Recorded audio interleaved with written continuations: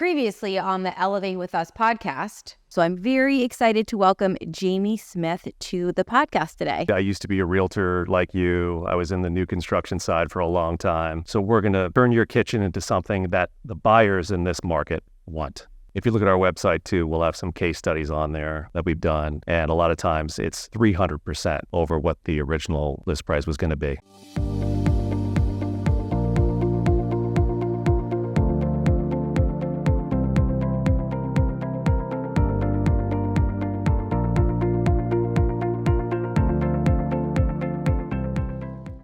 So I'm now, I'm not a renovation expert by any means, but I've definitely had customers do this before. I've done some very small renovations at my home. The pricing seems really good. So how are you able to do this at such an amazing price? Because if you go to like the Google is going to tell you that just a kitchen reno is 30 to 50. And so you're saying that for less than that, you can do more things. So there's got to be something special here. My company now is in 50 markets. I'm sorry, 50? 50 markets. 50 markets around the country. So we have huge discounts with vendors. Wow. So that takes care of our margins very easily. So where else are you offering this amazing opportunity? Well, we're focusing, here in Jacksonville. And how far do you go? So Jacksonville is super big. So do you do like all the counties? Do you do Nassau, Jax, St. John's? No, I mean, probably not. We're just Jackson, St. John's? Jacksonville, St. John's. Yeah. We're not going to, if it's a good project, maybe in, Orange Park or something like that, but we're not going to go too far. Okay. That's super fair. I mean, you've got to work smarter, not harder, and feel like you're working in a place that you know where things are. Spread ourselves. I mean, you're not going to go to like Sarasota. Not going to happen. No. I was just kidding. I don't even know where Sarasota is. I love Sarasota. Do you? My wife. Wait, where is it? Is it on the West Coast? That's near East Coast? Tampa. I think it's just south of Tampa. I don't know. I don't know why I said Sarasota. I seriously have no idea where it is. We've been all over Florida. Miami, Palm Beach, Fort Lauderdale, Orlando. Naples. And my wife and I would say we're so lucky that we live where we live. The only other place that we were considering, we went to Sarasota, like, we could live here. So it's really nice. But the schools aren't as good. Yikesers. So it's funny. I have a goal for 2024 is to explore Florida. So I haven't lived here. I've lived here with 5 or 6 years, 7 years. I don't even know. And this is a year this be really embarrassing. I really shouldn't tell everybody this, but I've been to like Jacksonville area, Orlando. I've been to Tampa twice. Once for a horse show and once for a concert. So I didn't even really, I didn't stay in Tampa or see it. And then I've been to Miami for a real estate conference. That's all I've seen. I mean, I haven't vacationed or explored. Because you're always traveling internationally probably, right? Sure, I'm just jet setting, of course. No, I'm just working. Fire up the G4. Yes, yeah. I totally have one of those. I'm going to put it on my vision board. She's a big broker now. Yeah. Got all the things. I don't. I would like to, though. That'd be fun. No, that's awesome. I think it's really important to work in an area that you know and feel comfortable in and not spread yourself, too thin, because that leads to problems, right? You've got to work within your means and your area of expertise. And if it grows bigger, that's amazing. But if not, that's amazing too. There's another national company that does something similar to what we do. To renovation sales. I want to plug the name as much as possible because I don't think I said it in the beginning. It's a similar model to what we do, but they're owned by somebody outside of this market. They'll give you a local project manager that you hire, but again, they're not locally owned like we are. I've heard some things about them. That's okay. I think it's really important to work with somebody local. The same thing in real estate. If you're selling a property in Jacksonville, it's probably not a good idea to work with somebody out of Ocala or Orlando. No, you'll be working with, my wife and I we're involved in every project. So that's awesome. So you'll be dealing with us. That's awesome. And how many projects are you averaging a month? Oh, we're averaging, I'm working on half a dozen right now. Oh my gosh. So so where has your business come from? Through your real estate contracts? Through real estate contacts. Yeah. Again, so what I like about this is I spent so many years working with real estate agents. Right. I wanted to keep working with real estate agents. You liked us? Yeah.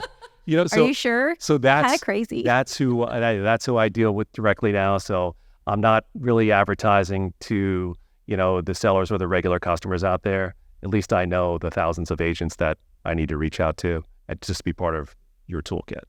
So it'll be you great. guys bringing me into these prospective customers. And it doesn't cost you a thing. So many times you have people, right, to be in your toolkit, right? You have people that come into your meetings and say, we'll sell you this, we'll sell you this, we'll sell you, this special photography or this special app to help you, and everybody's interested in that stuff. What does it cost? What does it cost? And you write that off at the end of the year. This is not going to cost you anything. All it's going to do is make you more commission. It's just going to lead to success. So you're trying to work your business by referral, which is what I preach all day long, is to work your business by referral. So you're taking your relationships. She preaches the truth, guys. Listen, working by referral is where it's at, because there's already trust there, right? So for someone to work with you, they have to know you, like you, and trust you. And so you're working with people that already do all those things for you, and they're just And if I don't like you, I won't work with you. If other people invite me onto their podcasts, I get invited to these podcasts all the time. You say no, but not for me. No, yeah, this is his big. Oh my God, I just say it's an honor to be on it. I listen to podcasts all day on real estate, sports, politics, YouTube, and podcast. My wife thinks I'm crazy. It's like, even when I'm working, I'm always listening to stuff like this. It's really fun. It's a really cool platform to talk to people and to help them and learn more about them, and to feel really confident in recommending you, because I really understand what you're trying to do, and it really is amazing. If you're a realtor out there or you're a seller and you're not sure how to sell a property, if you have a stale listing, reach out to Jamie. He can help you, because it's probably stale because it's overpriced based on the condition. Now, I know you don't do structural changes. Correct. We're not going to be moving walls and things like that. So it's really simpler projects, but projects that make a huge difference. Yeah, it's all aesthetics, which is the most important thing, right? We all live in a world where we are on social media and everything's perfect, and that's kind of what we're going for, because in North Florida, we are so competing with perfect homes. They're called model homes. They're called new construction. And I think a lot of the time when buyers are shopping, they go for the new construction home because they think it's perfect. They think it's the exact aesthetic they want. But what they forget is they're probably not getting a backsplash. They're probably not getting to pick all the colors on the walls. They're probably not getting everything that you get in a resale home.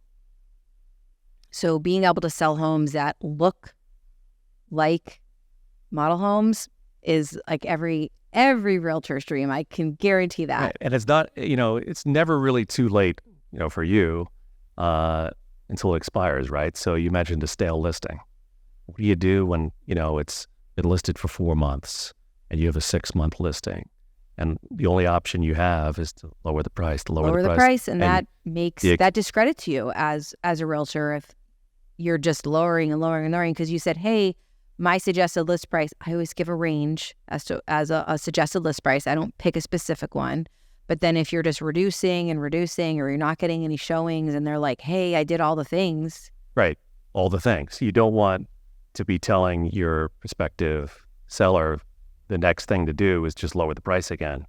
If you have a stale listing, it's not too, the perfect opportunity would be in the beginning, right before absolutely, you list it, right? That's perfect. That's ideal. But if you're coming up on the expiration, let's throw a Hail Mary. This is another option to present to the seller. Yeah. One of my favorite things to say is the answer is always no if you don't ask, right? So if you don't ask the seller, hey, because you didn't know about it, you say, hey, I have this great opportunity. I think it's worth a shot. How do you feel about this company? And this is kind of how it works. So the answer is no if you don't ask. Right. Instead of lowering the price, $30,000, let's spend $30,000 that you won't have to. You're not coming up with. You're not like pulling it out of a bank account. Yeah. And let's go back to the original list price. It's a beautiful platform. It really is. And I think as we move towards this, the shifting market, which, is such like a thing we say, it's going to continue to shift. I think we've got probably a good solid year of shifting until we're out of whatever political situation, whatever is going to happen politically. So it's just a really, really, Yeah. I'm so glad I learned about it because I hadn't really, I mean, I'm going to be really rude. I didn't really listen to whatever, I hadn't taken the opportunity to look into it. And I'm a little regretful now because I could think of a couple of properties either that the agents have in the brokerage or that I might have listed that could have really used just a baby renovation, and like a just a and I know why, cleanup. because you don't want to manage that, right? You want a painter or a floor, but do you want to manage that project? Absolutely not. I don't dealing want with to a million I of other manage things. enough stuff. Absolutely not. You're not going to do the photography. You're not going to do the mortgage, right? So it's just, we're a part of your toolkit that you could mention to people on your next listing presentation. No, I love that you can give options to a customer, to a potential seller, and say, hey, I know that, first of all, you have to be confident enough at your listing presentation to tell the seller that there might be some things that aren't as desirable to buyers. If you're not doing that, then you're kind of setting them up for failure. So saying something like, hey, like your kitchen is beautiful. However, the dark cabinets might not be what other customers like. How about this? And just having a slide or a printout in your listing presentation with this option is going to completely elevate you on your appointments because you're empowering that seller to make a choice. You're saying, hey, I think as is today, you can sell for $800,000. But hey, that house down the road was completely renovated, sold for $1 million. And the average reno is 30. I don't know what yours is going to be, but that's average. Is that something you'd want to do? You're making yourself an expert. You're providing value, and that is going to make you a significantly better realtor and an expert in that market. It's beautiful. And now the seller may be the expert at what they like, and they may still like that 2010 kitchen. Correct. But they decided to move out. Right. So now you're the expert who says, look, this is what the buyers want. Right. We're selling this home to the future buyer out there. This is what they want. This is it. So let you do your job to say, look, we're going to need to change this and this and this, so then we could sell it with the same price that your neighbors got with their updated home. You don't get shortchanged on the biggest investment of your life. No, I mean, absolutely not. Like, why would you want to do that? Like, shoot yourself in the foot for something that could, gosh. You mentioned $1 million before. That's how many things in your life are you going to sell for $1 million? I mean, the market's still good enough where you could do that, right? Oh, for sure. Yeah. I mean, the market's still really great. We still have a shortage of inventory right now. We still have more buyers than sellers. There's a lot of different reasons for that, but we still have a lot of demand. But we still have listings that expire every day. We still have homes that don't sell, even though we have a shortage of inventory. And so, homes don't sell for a couple of reasons, right? It's like price versus condition and exposure. And that exposure is directly related to the pictures, right? Like, because if you can't get the home in front of people because nobody wants to look at it, then it's hard to expose it. So it's a whole cycle. And how often do you have a home expire, a listing expire, that looks like that? This? No, right? Never. You don't have any of them that look, no, I mean. So right? So again, you're not going to sell something for that much money too often in your life. So why rush it? Right.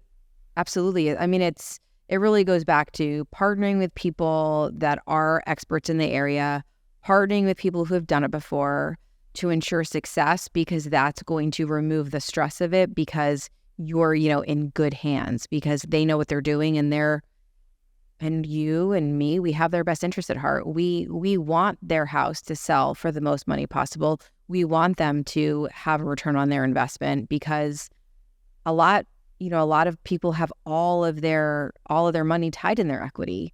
So the fact that they don't have to come up with it in the beginning really takes a lot of the stress out for probably, I don't know, I'm just going to say most people. I don't know what the data is on that. And, despite all the years that I've had in real estate, new construction, general real estate, I'm not a design expert, so I can't tell them exactly what it needs to be to look like that. Right. But and I know what's offensive and what's not going to sell. Right. What needs to change. Sure. So that's when we come in with the Matterport. The design team will say, this is what it needs to look like.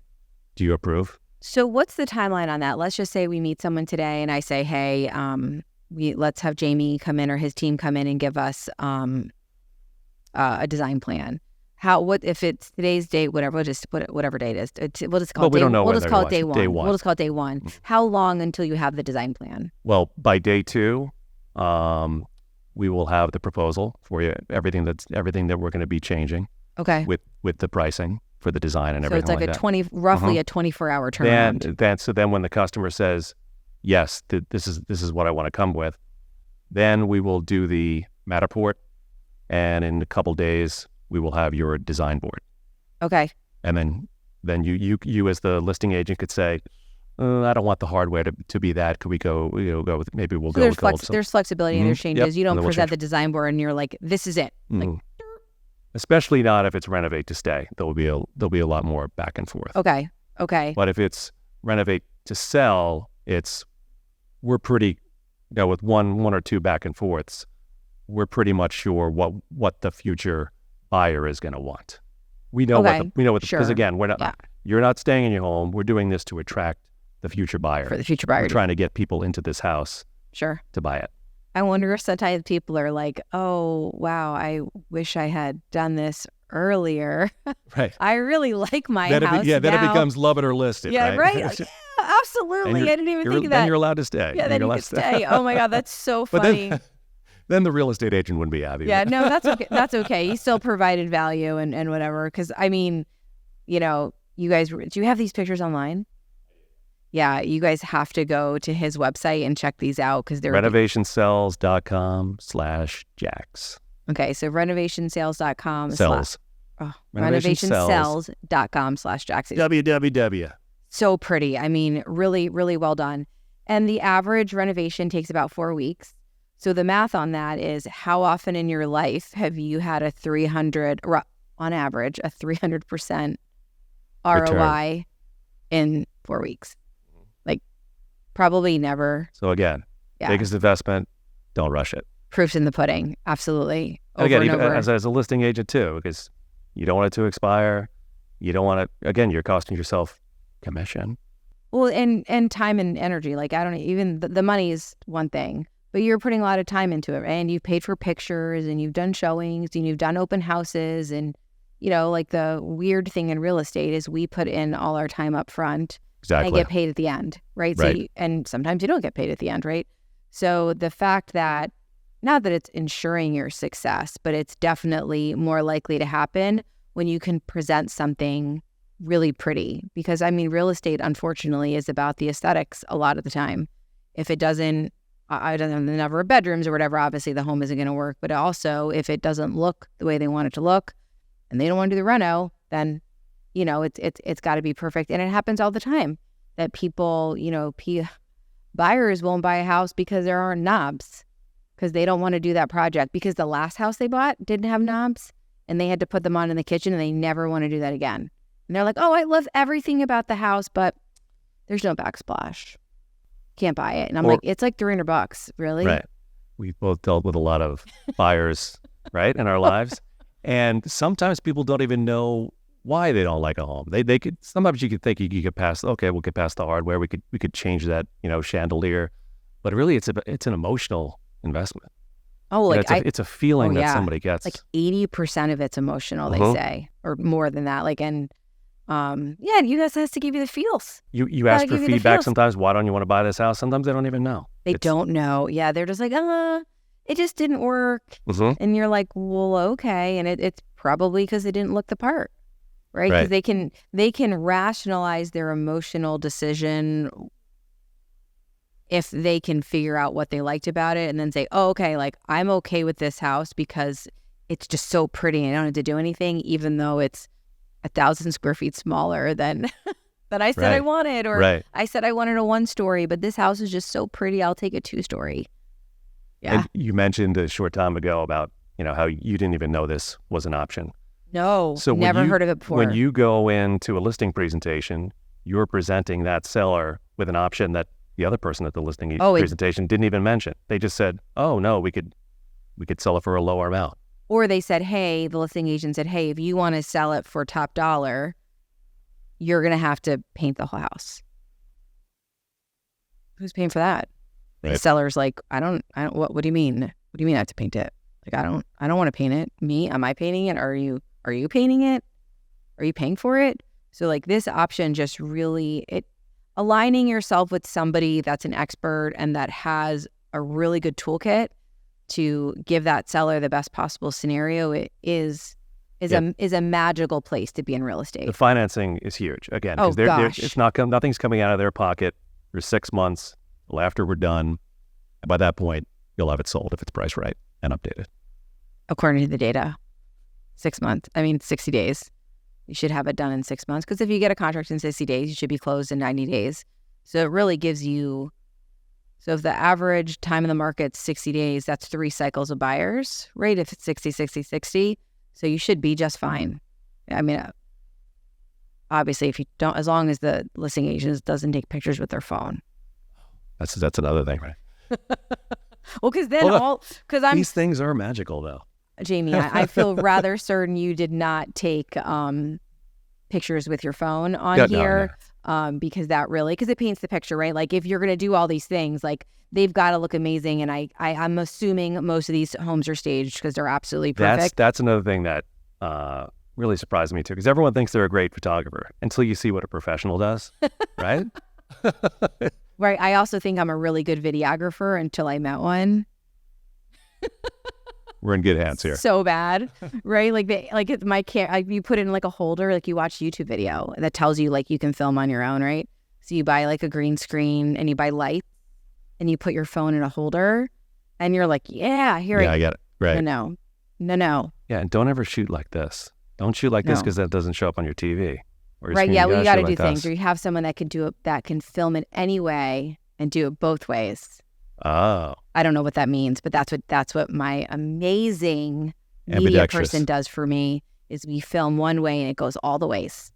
You got quite an operation here, Tanya. Yeah. Thank you. I really appreciate it. And I am so thankful that we've been in touch all these years. I'm so thankful that you said yes to come on here, because your platform is a game changer in real estate.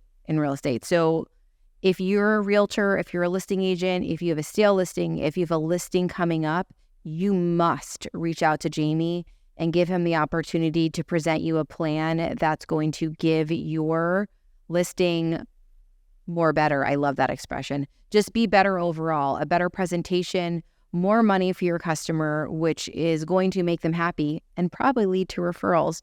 So Jamie, thank you so much for coming today to the Elevate awesome. With Us podcast. I so appreciate it. Thank you, Tanya. Rockstar.